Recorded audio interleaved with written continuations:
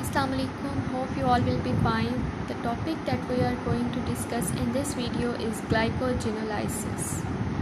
Glycogenolysis is one of the metabolic pathways involved in carbohydrate metabolism. Carbohydrate metabolism हम पिछले 2-3 lecture से study कर रहे हैं, जिसके अंदर हमने ग्लाइकोलिसिस को पढ़ा, उसके बाद TCA साइकिल को पढ़ा और अब हम ग्लाइकोजेनोलाइसिस को पढ़ने जा रहे हैं।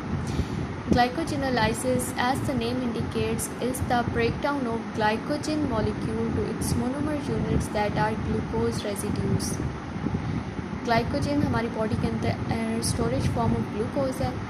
ये इसकी ब्रेकडाउन से हमारी बॉडी के अंदर ग्लूकोज रिलीज़ होता है और ग्लूकोज की रिक्वायरमेंट को पूरा करते हैं जब बॉडी के अंदर ज़रूरत होती है। So we are going to discuss it in detail. Glycogen overview. Glycogen is basically a homopolysaccharide made up of same kind of monomer units that are alpha D glucose. होमोपोलीसेकेराइड ऐसा पॉलीसेकेराइड होता है जो same kind के monomer unit से मिलकर बना हो, और ग्लाइकोजन के केस में मोनोमर यूनिट्स क्या है? Alpha D glucose. Alpha D glucose repeating units के मिलने से ग्लाइकोजन का एक पॉलीमर सिंथेसाइज होता है जो कि हाईली ब्रांच स्ट्रक्चर है, और इसके अंदर लिंकेजेस 2 तरह के प्रेजेंट होते हैं। लीनियर लिंकेज जो कि अल्फ़ा 1,4 लिंकेज होता है और ब्रांचिंग पॉइंट अल्फ़ा 1,6 लिंकेज से होता है।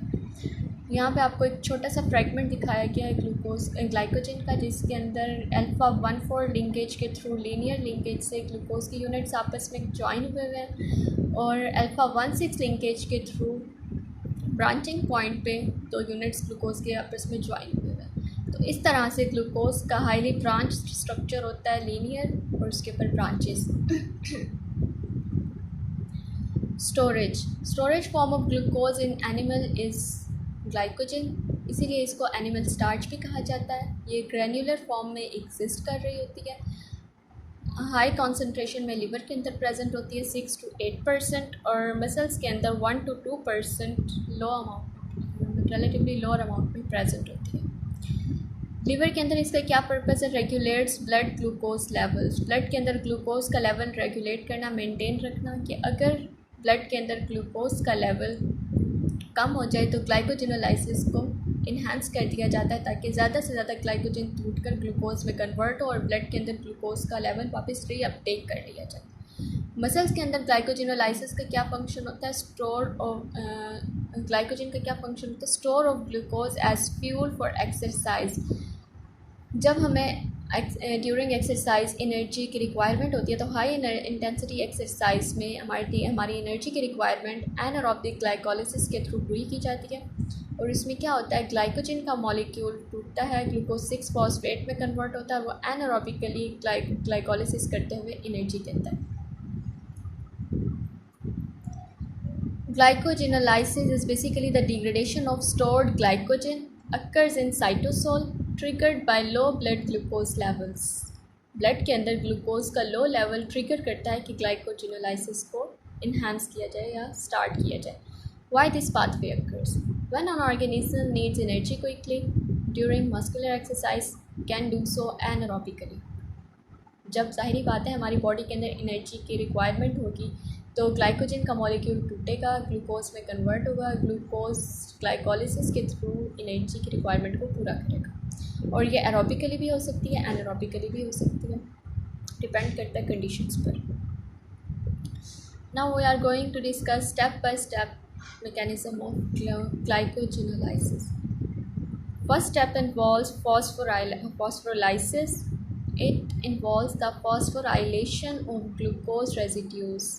1 by 1 ग्लूकोज का मॉलिक्यूल फॉस्फोराइलेट होकर ग्लाइकोजन के ऊपर से रिलीज़ होता जाता है, और ये रिएक्शन कैटेलाइज होता है by an enzyme glycogen phosphorylase.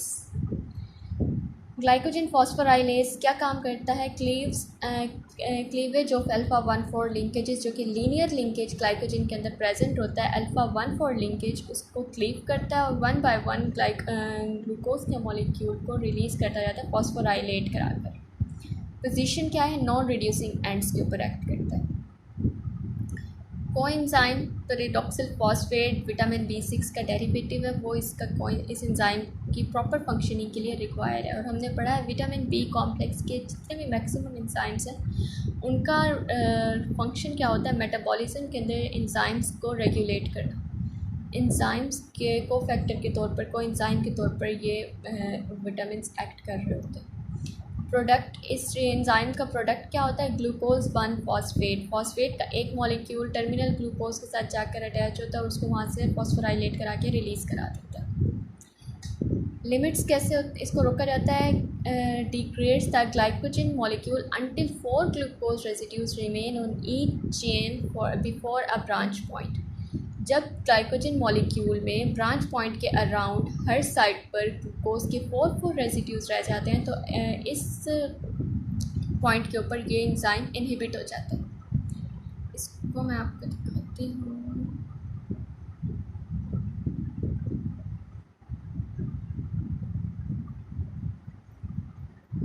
Ji, here we are observing the mechanism steps of glycogenolysis. ये ग्लाइकोजन का मॉलिक्यूल है जिसके ऊपर से 1,4 लिंकेज से को ब्रेक करते हुए ग्लाइकोजन फॉस्फोराइलेज फॉस्फेट अटैच कराते हुए एक एक ग्लूकोज के मॉलिक्यूल को रिलीज़ करता जा रहा है। अल्टीमेटली क्या होता है, एक कंपाउंड हमारे पास रह जाता है लिमिट डेक्स्ट्रिन, जिसमें हम देख सकते हैं कि ब्रांच पॉइंट का जो कार्बन है, सेंट्रल कार्बन जिसके अराउंड ब्रांच हुई हुई है, इस ब्रांचिंग पॉइंट के अराउंड जितने भी चेन्स हैं उन सब के ऊपर 4 कार्बन्स रह जाएंगे। ये ब्रांचिंग पॉइंट है, इसके इस साइड पर भी 1 2 3 4 1 2 3 4 एंड 1 2 3 4 कार्बन्स रह जाएंगे। इस पॉइंट के ऊपर आकर ये इस एंजाइम को इनहिबिट कर देगा कि फर्दर अब इस एंजाइम का रोल नहीं है। And product of glycogen phosphorylase is limit dextrin. Next,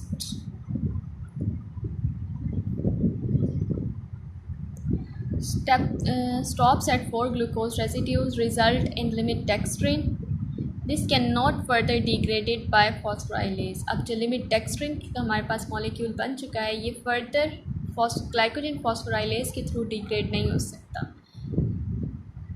यहाँ पर आपको ग्लाइकोजन फॉस्फोराइलेज का मैकेनिज्म दिखाया हुआ है, किस के तरीके से वो रिएक्ट करता है। ये हमारे पास ग्लाइकोजन की चेन है। अल्फ़ा 1,4 लिंकेज पे जाकर ये वाला जो कंपाउंड है यहाँ से ब्रेक होता है। अल्फ़ा 1,4 लिंकेज से फॉस्फोराइलेशन होती है, इसकी फॉस्फोराइलेट होकर ये एक मॉलिक्यूल अलहदा हो जाता है और बाकी चेन इस तरह से 1 बाय 1 1,4 लिंकेज से टूटती जाती है। फॉस्फोराइलेशन के थ्रू ये ग्लूकोज 1 फॉस्फेट में कन्वर्ट होती जाती है। अनलेस अनटिल हमारे पास लिमिट डेक्स्ट्रिन बच जाता है जिसमें हर ब्रांच पॉइंट के अराउंड हर साइड पर 4 ग्लूकोज के यूनिट्स रह जाते हैं। सेकेंड स्टेप में क्या होता है, रिमूवल ऑफ ब्रांचेस। अब हमारे पास ब्रांच पॉइंट्स रह गए हैं तो उन ब्रांचेस को रिमूव कराना है by a debranching enzyme. General name इस एंजाइम का है डी ब्रांचिंग एंजाइम और ये एंजाइम एग्जिस्ट करता है 2 पॉलीपेप्टाइड्स की फॉर्म में। इसकी 2 एक्टिव साइट्स होती हैं। बेसिकली हर पॉलीपेप्टाइड एक अलग फंक्शन परफॉर्म कर रही होती है। इन 2 एक्टिव साइट्स को हम डिफरेंट नाम देते हैं on the basis of their function. एक साइट का क्या काम होता है, ग्लाइकोसाइल 4 ट्रांसफेरेज, और एक और एक्टिव साइट जिसको हम कहते हैं एमाइलो अल्फ़ा 1,4 ग्लूकोसाइडेज। ग्लाइकोसाइल 4 ट्रांसफेरेज क्या करता है, रिमूव्स चेन ऑफ 3 और 4 glucose residues at a branch के ऊपर जो 3 to 4 ग्लूकोज यूनिट्स की चेन है पड़ी, उसको वहाँ से रिमूव कराता है और उसे ट्रांसफ़र करा देता है स्ट्रेट चेन के ऊपर, नॉन रिड्यूसिंग एंड के ऊपर जाकर। इसको मैं आपको यहाँ से दिखाती हूँ।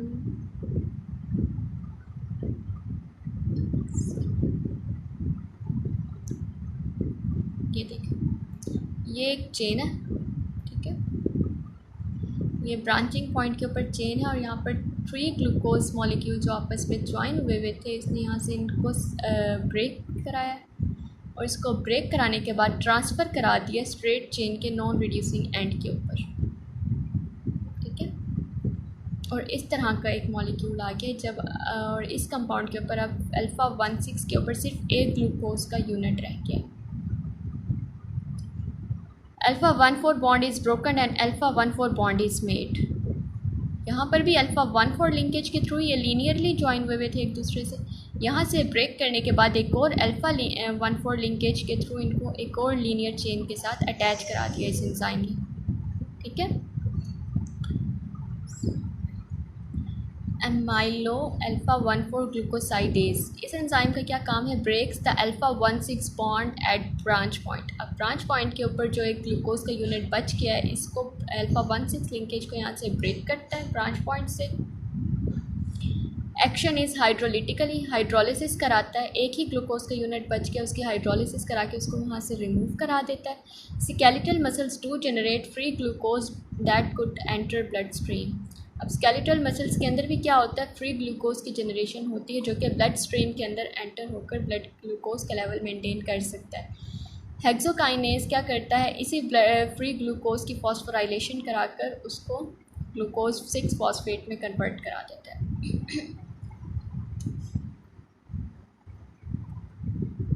द रिमेनिंग मॉलिक्यूल, अब हमारा ये फ्री ग्लूकोज भी यहाँ से रिमूव हो गया, ग्लूकोज 1,6 हेक्सोकाइनेज ने इसकी फॉस्फोराइलेशन भी करा दी।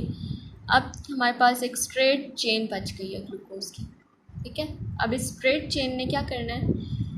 अब ये स्ट्रेट चेन अगेन अवेलेबल है for the first enzyme to act. हमारा फर्स्ट एंजाइम ग्लाइकोजेनोलाइसिस का क्या था? ग्लाइकोजन फॉस्फोराइलेज, जो कि स्ट्रेट चेन के ऊपर से अल्फ़ा 1,4 लिंकेज से ग्लूकोज रेजिड्यूज़ की ब्रेक डाउन कराता जाता था और एक एक ग्लूकोज रेजिड्यू को सेपरेट करता जाता था। तो अब ये जो हमारे पास अगेन एक और स्ट्रेट चेन बच गई है, ये अवेलेबल है for the reaction of phosphorylase and debranching enzyme to repeat the reaction stated in 1 and 2. अब 1 and 2 reaction again and again repeat होता जाएगा।